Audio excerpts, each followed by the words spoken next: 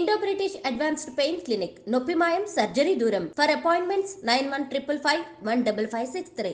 ఆయన యందు మనసుండడం అలవాటైపోయిన వాడెవరో ఆయనను ఈశ్వరుణ్ణి చేరకుండా ఆపగలిగినది లేదు. అందుకే దాని విషయంలో ఒక విచిత్రమైనటువంటి మాట చెప్తుంటారు. ఆఖరికి భగవంతుని యందు ఐక్యమైపోయే స్థితిలో కూడా భక్తి యొక్క దార్ఢ్యం ఎలా ఉంటుందంటేట, ఇంకా భగవత్ సేవ ఎందే ప్రీతి పొందుంటుందిట.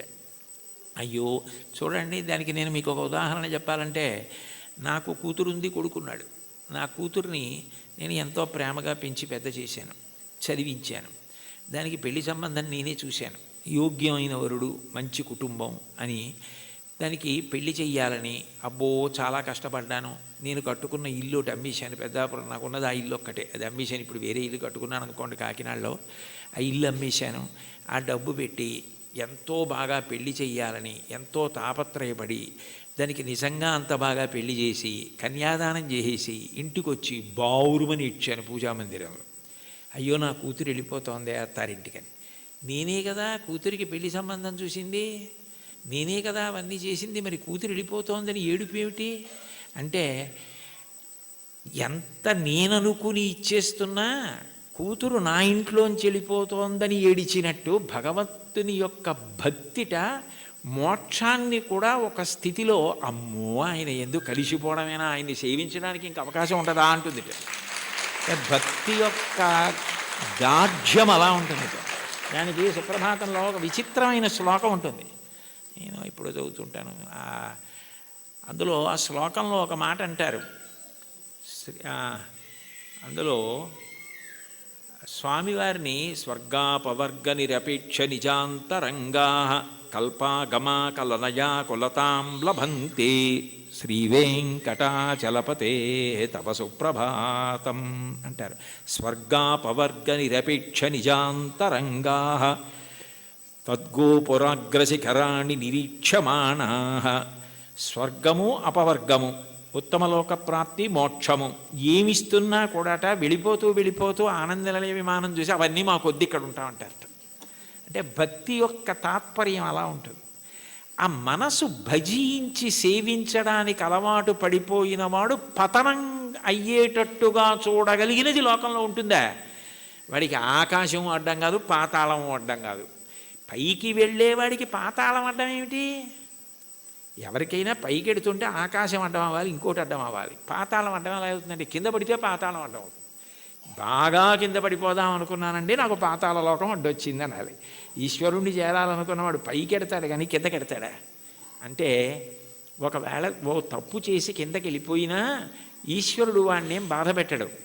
వాడిని మళ్ళీ పైకెత్తే పూచి ఆయనే తీసుకుని పైకెత్తుతాడు. అందుకని పాతాళం అవడం అవదు, కింద పడ్డా కూడా వాడికి అంత కింద పడ్డా అంత పైకి ఎక్కుతాడు. దానికి ఉందా అంటే ఉంది. ఉదాహరణ బలిచక్రవర్తే ఉన్నాడు.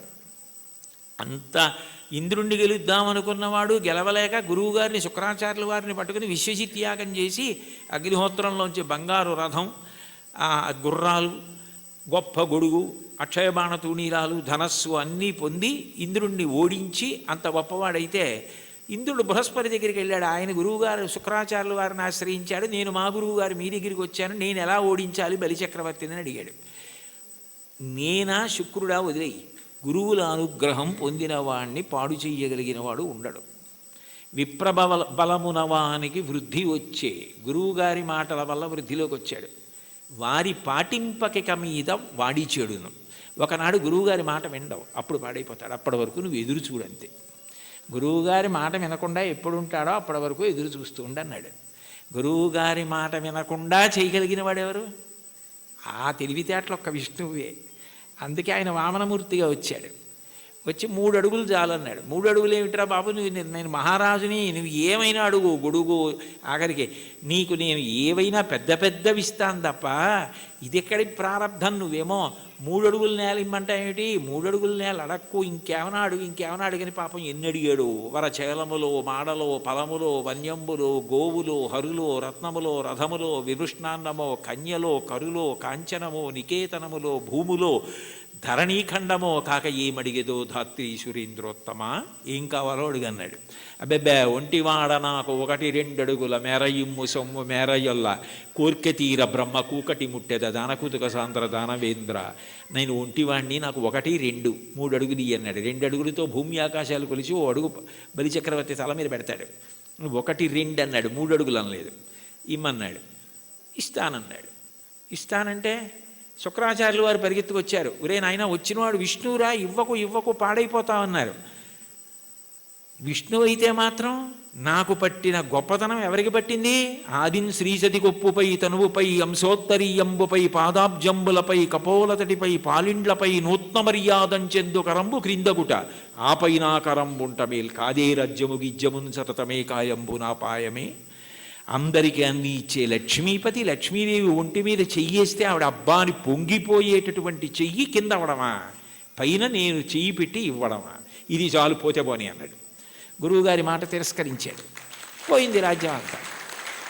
3వ అడుగు ఎక్కన పెట్టనన్నాడు. నా సునృతంబుగా నినుడువదు నా జిహ్వ బొంకజాల నాకు బొంకు లేదు, నీ 3వ పదము నిజము నా శిరమున నెలబు చేసి పెట్టు ఈశ్వరా అన్నాడు. నేను అబద్ధం అన్నాయా? 3వ అడుగు ఇక్కడ పెట్టేయి అన్నాడు. పాతాళానికి తొక్కేశాడు. అంటే పడిపోయాడా?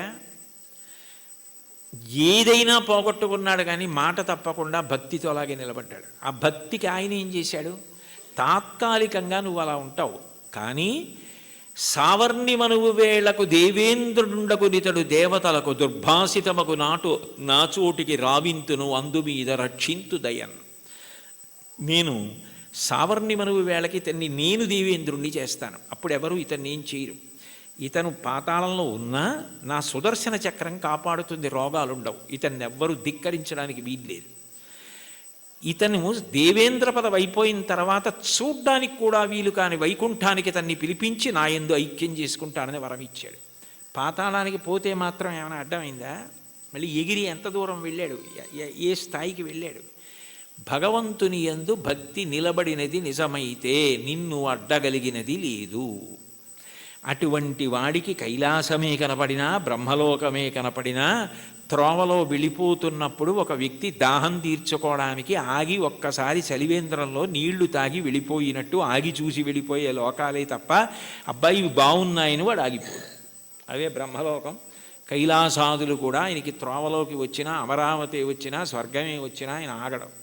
ఎందుకంటే ఆయన దృష్టి అంతా ఎప్పుడూ భగవంతుని యందు రమిస్తూ ఉంటుంది, ఆయన ఎందే కలుస్తాడు. దానికి కావలసినది సద్గురు బోధ అంటారు. చెప్పకుండా చెప్పడం, అన్యాపదేశోపదేశము అని పైకి చెప్పకుండా చెప్పడం.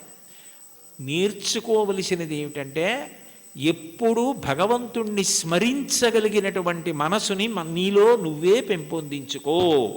ఉద్ధరేణ ఆత్మనాత్మానం ఆత్మానవసాదయేత్ ఆత్మైవరాత్మనా బంధు ఆత్మైవ రిపురాత్మన.